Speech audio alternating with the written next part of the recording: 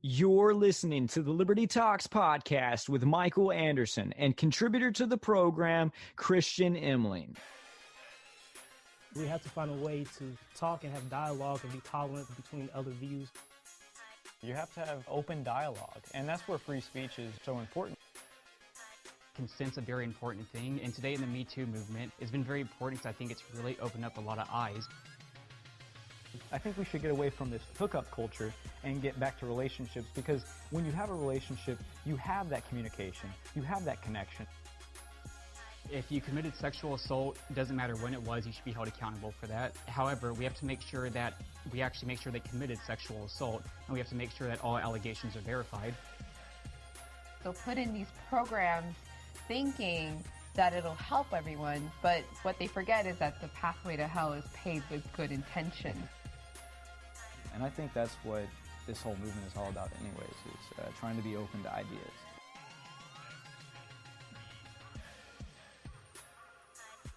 Welcome back to the podcast, guys. This is Michael Anderson, and today we're going to be talking about Kamala Harris smoking weed while listening to Tupac. Did she get so high that she time traveled or something? We're really going to break this down and see what happened. Take this issue very, very seriously. No, we're going to have a few laughs. So essentially what happened was Kamala Harris went on The Breakfast Club with Charlemagne the God, and she ended up saying, yeah, I smoked weed. I inhaled, I'm not like Bill Clinton. I inhaled it. And I listened to Snoop and Tupac back in the day, but turns out Snoop and Tupac didn't come out until the 90s. She graduated college in the late 80s. So was she prosecuting people while smoking some weed? So Christian, what's your initial thoughts on this? Well, I think I'm probably the best person you could have brought on to talk about this, because if there's three things that you know me, there's three things I love talking about. It's politics, weed, and hip hop music. So I think I'm probably the best person to be on here this evening. What? My first thought whenever I heard this story was like, okay, Kamala Harris is, she's probably just trying to play it cool for the kids and stuff. And then, I looked up and I realized Kamala Harris wasn't as young as she was saying she was, because she didn't graduate college from Howard until 86. She didn't graduate law school in California until 89. Tupac didn't come out until 91, and Snoop didn't first appear on anything until 92. So what the heck is going on here? It really begs the question, when was she smoking weed, and when was she locking people up for smoking weed? This is why I don't like Kamala Harris. A lot of people like her and build her up because she's a minority, because she's a woman. She's from California. She's running for president, but she's never really been on my radar. But so I don't know if you saw, but Reason Magazine went full-blown libertarian the other day on this. I mean, it was pretty dope. I saw it, yeah. So they said when they put out their magazine, their article, they wrote about this, and they put it out, and they said, did Kamala Harris get so baked in college that she time traveled to listen to Tupac albums that hadn't been released yet? Oh my I saw that on Twitter, and I was busting my ass laughing. I can tell you that much. I didn't know if this was real at first, but they write their article, and they go and talk about it. I thought it was just hilarious how they approached it, though. Oh, so did I. You got to have a lot of humor, in talking about politics, because sometimes it can either get really depressing or really aggravating. So you need to inject a little bit of funny in there every once in a while. I think that's probably why people listen to us. Yeah, right. You know what? This actually leads perfectly into what I was going to say. Someone who I actually really like listening to in media is Isaiah Carey. So we're going to play a clip from Isaiah and our friend that was on the program, Justin Lurie, that kind of spoke about this issue, and I kind of like the way they approached it.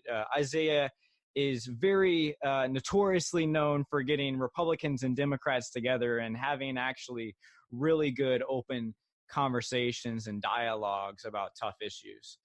So I thought what they what he did here was really good. So we're going to play this clip. During an appearance on The Breakfast Club yesterday, California Senator, presidential hopeful Kamala Harris admitted that she smoked a little weed, marijuana, the good stuff. But some are questioning the accuracy of her comments. Take a listen. Have you ever smoked? I have. Okay. Like And I inhale. I did inhale. What were you listening to when you was high? What was on? What song was? Oh my goodness! Oh yeah, definitely Snoop. Tupac for sure. Fox is reporting that a quick check shows that Harris graduated from college in 1986 and even finished law school in 1989. Snoop's first album wasn't released until Did we really fact check that foolishness? They said Snoop's album wasn't out, Tupac's album wasn't out.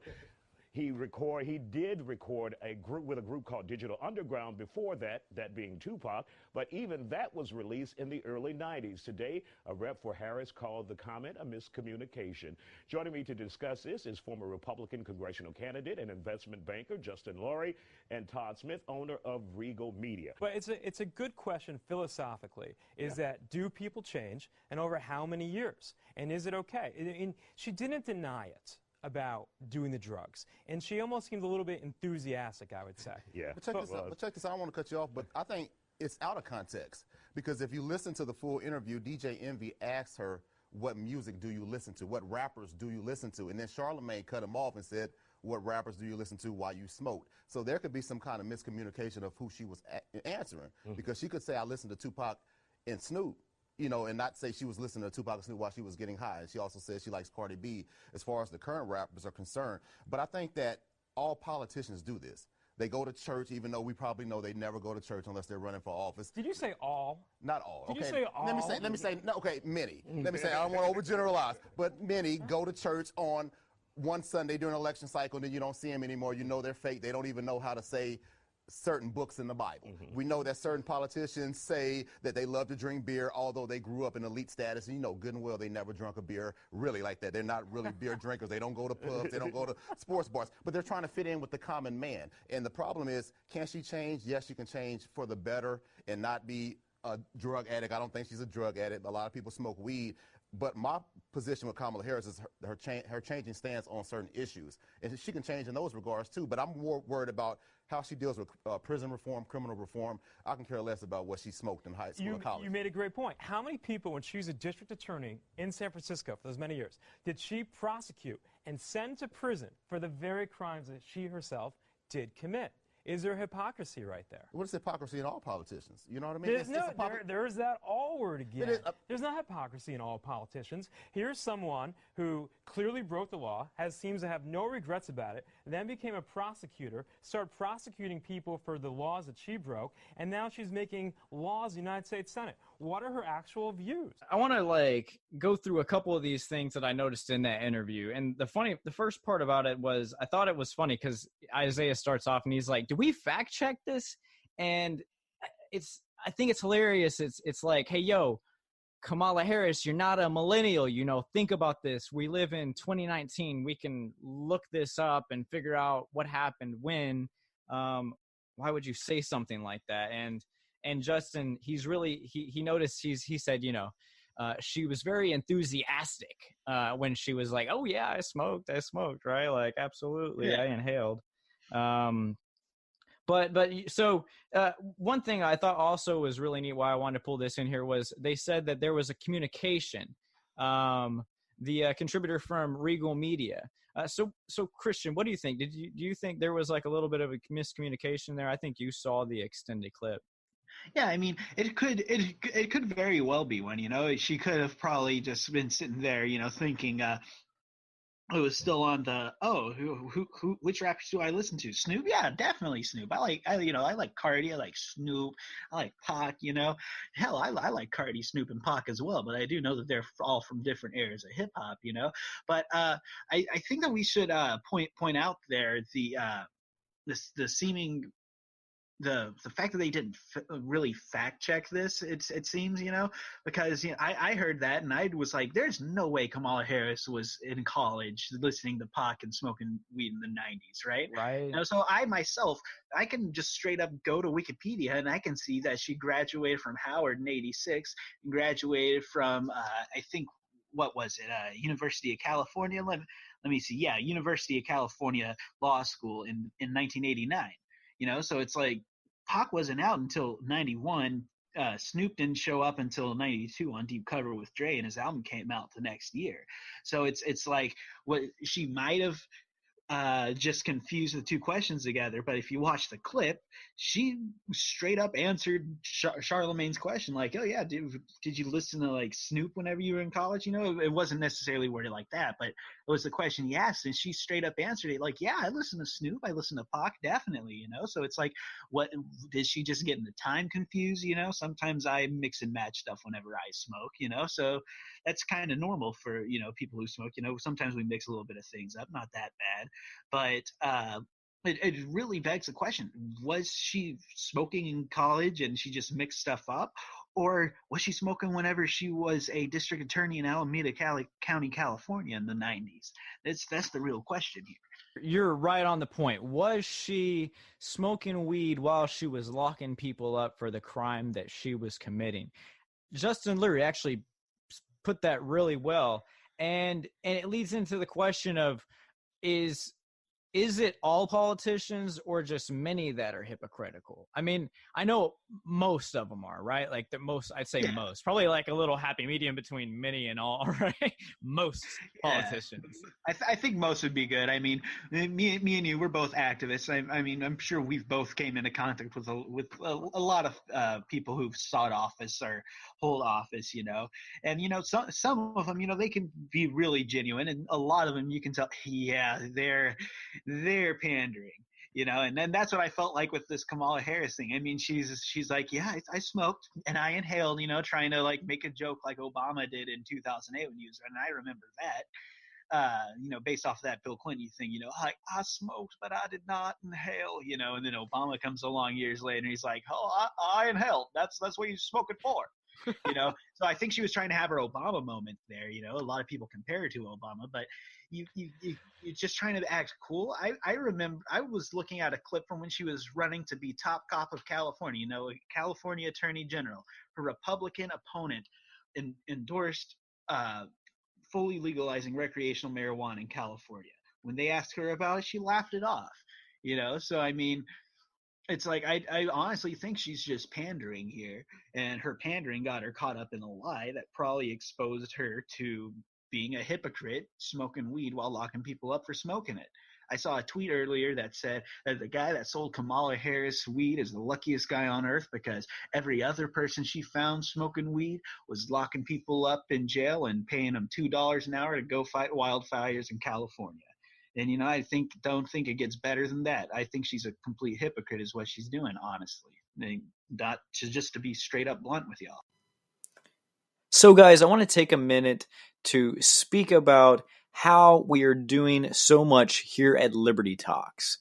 Here before, a couple weeks ago, we were only on a few small platforms for our podcast. But then we joined Anchor, and we are on over 10 different podcasting hosts. So if you are a fan of Liberty Talks and you're looking to do something similar, get your own podcast, get your own show out there, I have one word for you: Anchor. Anchor is very simple. It's one of the easiest ways to get anything done to produce your podcast, add music to it, get it put on all these mainstream platforms by one click of a button. That's anchor.fm. Go check out anchor.fm for more.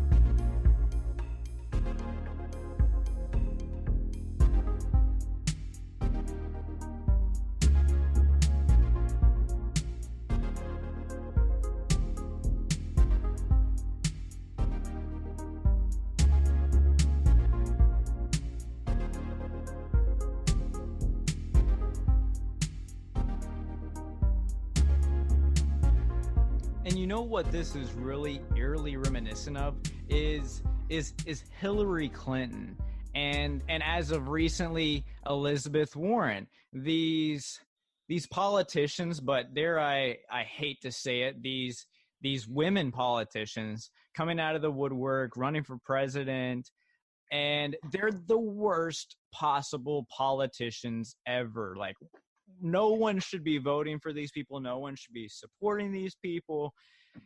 And like, this is not like, we're not super duper pro Trump. Like, there's things that very much we agree with Trump on this program, but we're not like super duper on the Trump train, and especially not when he was first running for president. But it's very disappointing, right? Like, this is not what I really want for the Democratic Party, even though I identify as a Republican and work with these conservative libertarian folks. I really want more out of the Democratic Party and want them to return to their liberal roots rather than these terrible politician figureheads that they're putting out. I agree completely. Like, you know, you see it in both parties. You know, the establishment automatically puts up names to see which one sticks, you know, which ones will be the most popular. You know, that's what the Democrats are doing right now, you know, with declared candidates like Kamala Harris, Elizabeth Warren, you know, or people that might be running, Beto O'Rourke, Joe Biden. They've been trying to put up center people ever since Bill Clinton got them that surprise win in '92.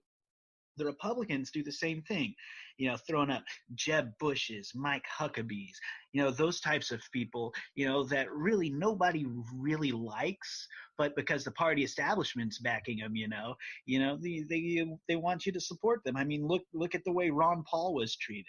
Look at the way that Tulsi Gabbard, who's running for president as a Democrat, is being treated now. You know, somebody comes up, they stand by their principles, and they just get shut out by the media, and they just get slandered by both parties.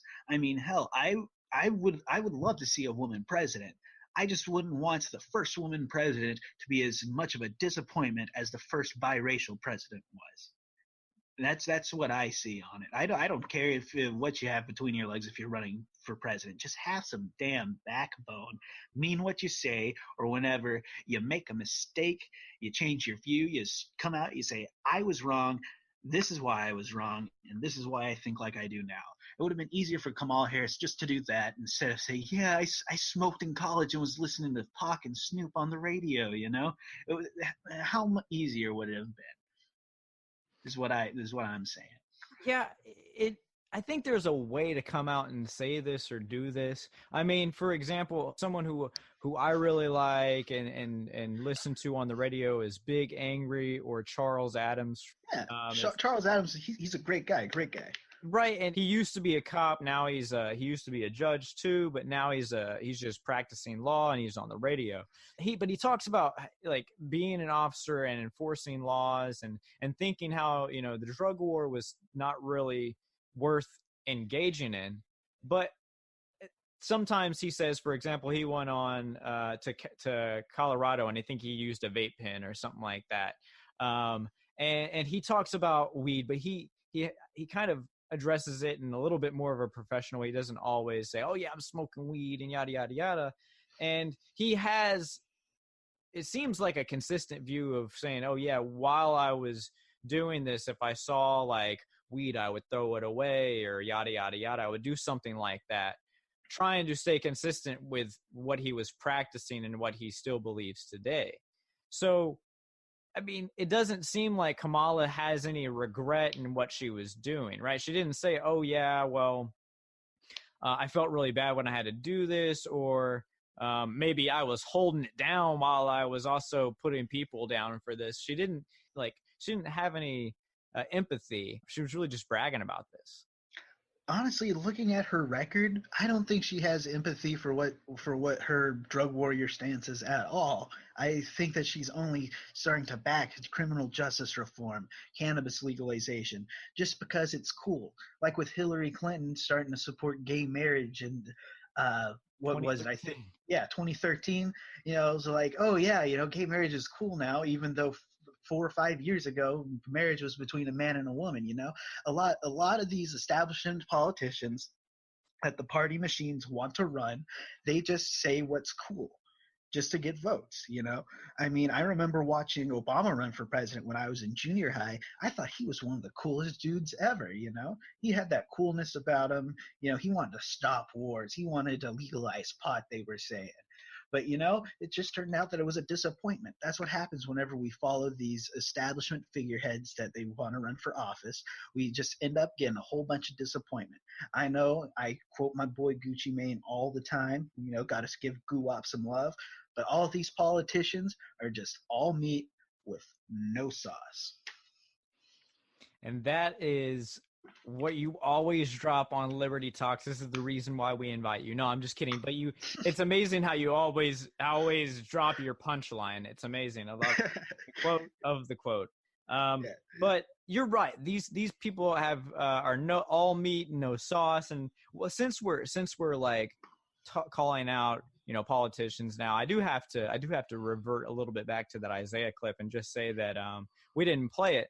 But Justin Lurie says at the beginning of that Isaiah interview, he said, Kamala Harris admitted to being a drug addict. And it's like, what the hell, dude? Like, the guy is supposed to be limited government for freedom, right?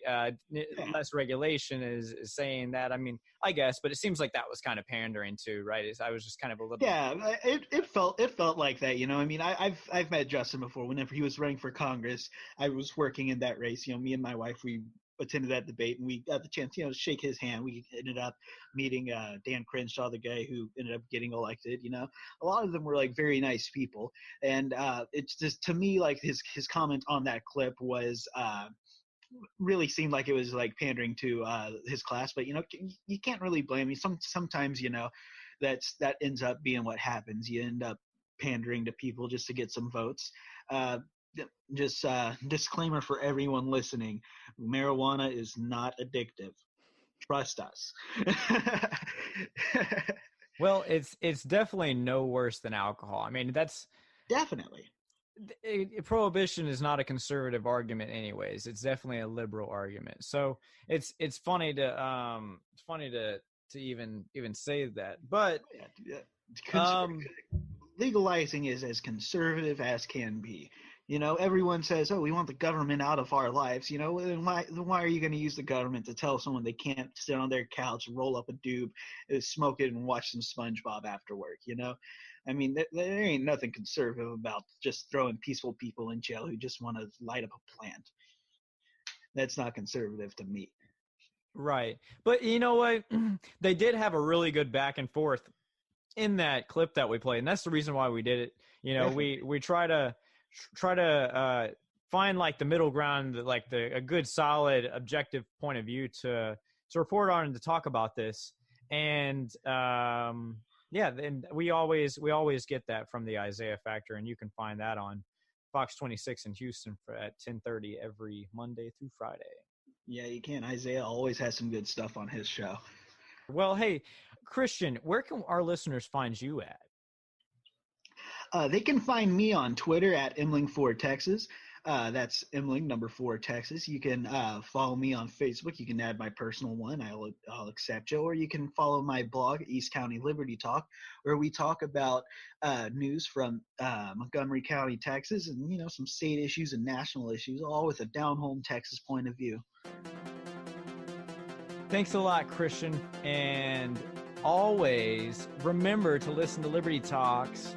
Check us out on our new platforms. We have expanded to most mainstream hosts like Apple Podcasts, Spotify, Google Play. We're still on Spreaker and YouTube, so check us out there. Share the podcast. Listen to us every single week.